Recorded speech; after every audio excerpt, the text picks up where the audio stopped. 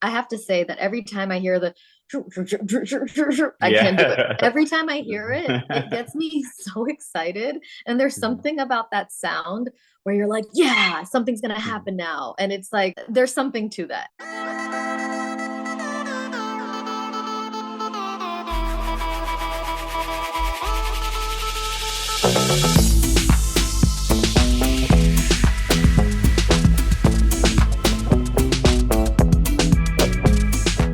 Hi, Zeno. Hi, Kathreen.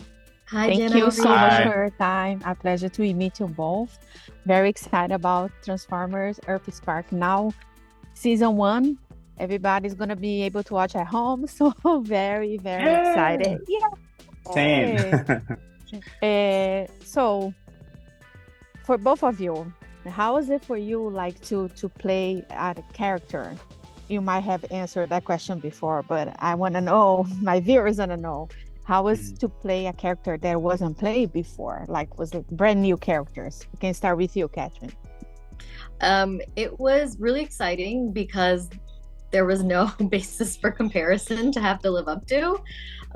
So in that same sense, it wasn't as intimidating. But also like, there's so many people that love the world of Transformers and you want to honor all the fans that love Transformers. So of course, you want to bring that energy, that excitement, and you want people to love your character. And for me, it was very easy to love Twitch. She's really fun, and her energy and her enthusiasm. It was written there for me to enjoy it and to have fun with it. So And for you, Zeno? Very much agree with Catherine.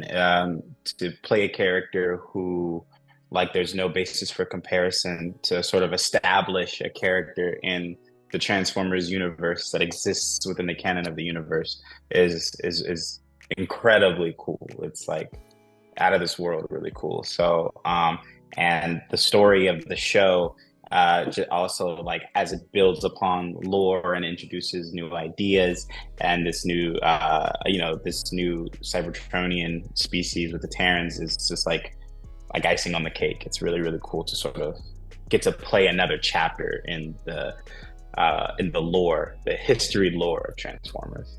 Amazing, amazing. But what was like the biggest difference between the Transformers that are born on Earth and the Transformers that are born on Cybertron?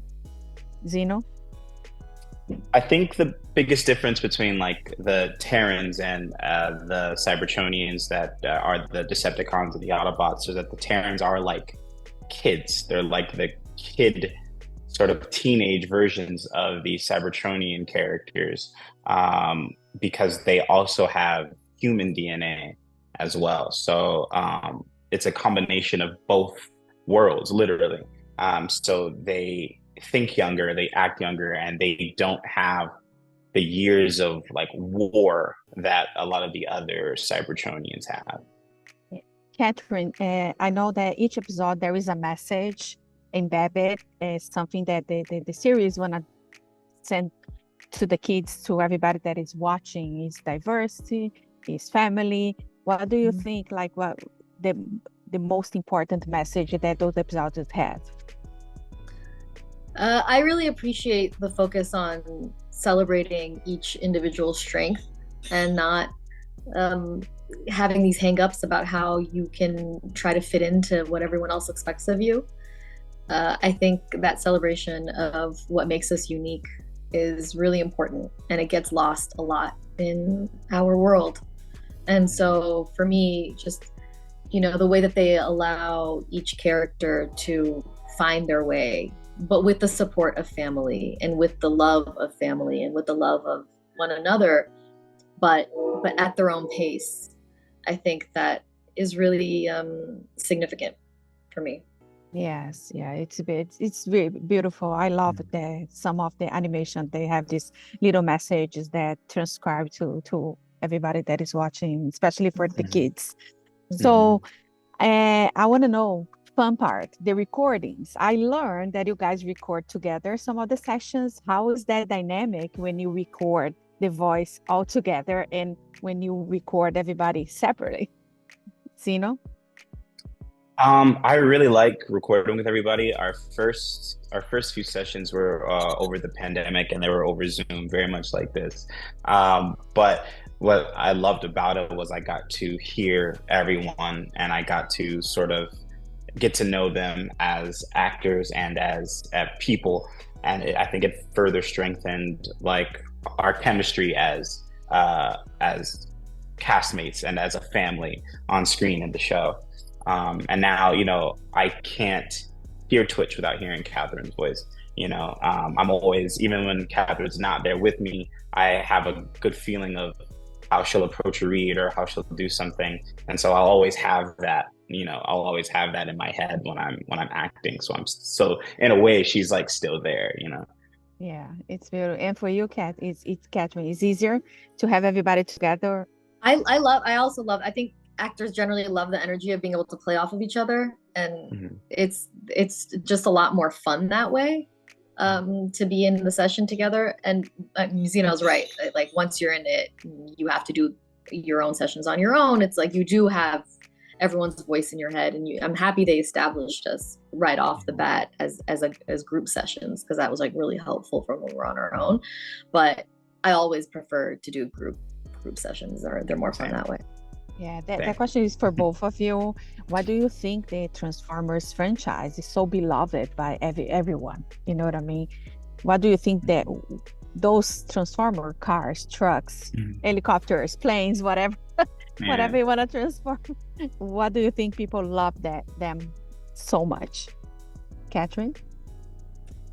I think there's first of all, I have to say that every time I hear the I can't do it. Every time I hear it, it gets me so excited. And there's something about that sound where you're like, yeah, something's gonna happen now. And it's like, there's something to that.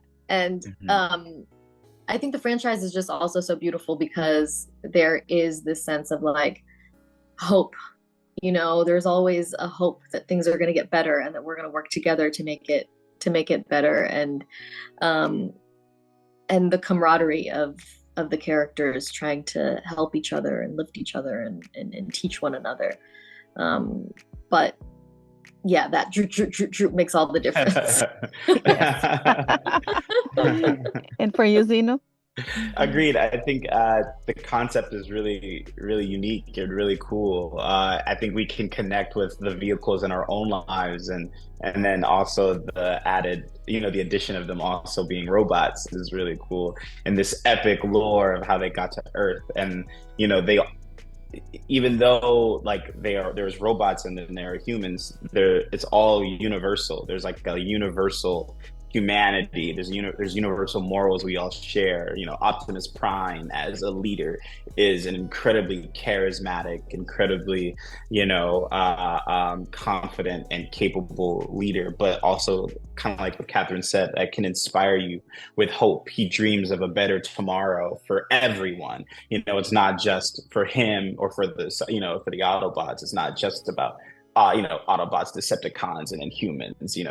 They're really about like unity and togetherness and harmony and living together and acceptance, and those are universal values. I think fighting for those things, I think we all share.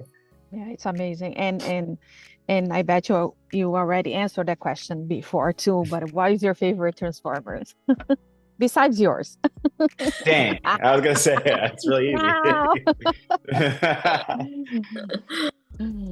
Yeah, Kathryn, Zeno. I really I love Thrash.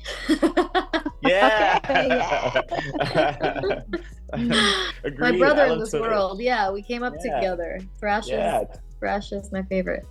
Twitch is so cool. She has like the best weapons in the entire. And I've watched Transformers since youngin, and I think Twitch so far has like the best weapons out of everyone so far. She's like what I like would want in a Transformers character, outside of Thrash. I think she's so cool. So yeah, I'll say Twitch too. Yes. No pressure. No pressure. You Right, can right. No pressure at all. Not on camera. It's Yeah, living forever somewhere. and for us to wrap it up, out of curiosity, you guys have been voicing different characters for quite some time, and you go to these conventions. And how is this approach with the kids when they know that you are the one making the voice, lending your voice to a character? How is that? How do you feel about it, Zeno? It's always like this really surreal, humbling thing when I get a kid who walks up to me and recognizes, maybe not that I do the voice, but they recognize a character that they love on something that they watch. And then when I do the voice, how their eyes light up, and I can sort of connect with them in this way, you know. So with a show like ours, which is like instilling values of acceptance and you know, family and things like that, I can be sort of like someone's extended family in those ways and be a representation of those like values made manifest. It's like I as a cartoon fan as a kid, it would be like me meeting, you know, which I have luckily in my career, like meeting my own voiceover heroes and like being like, wow, they're so amazing at what they do, or they're so nice, or they're so cool. They like helped shape this part of me that like is a distinctive part of my identity, you know. So it's always like a humbling thing, and it lets me know my impact, and it always inspires me to work harder, or to, you know, like you know, work even harder and even stronger on the next job, because I don't know who or it's going to impact in the future. And for you, Kathreen?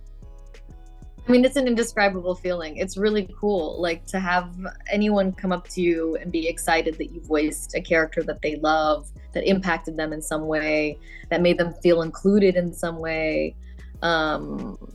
It just really speaks to the power of good storytelling and characters that people can relate to, especially kids. Because, if there's something that can make a kid feel more seen, heard, included, understood, then that feeling is just invaluable and indescribable. Amazing. I just want to thank you so much for your time, Zeno, Kathreen, and a lot of success. Keeping bringing more characters amazing like these ones, and keep going, because you guys are like not just bright my life, but the kids' life too. Thank you so much. Thank you so much. It's so sweet. Thank you. Thank you so much. Thank you. If you like to support or continue to support Jana on Camera, don't forget to subscribe, like, comment, and share the videos.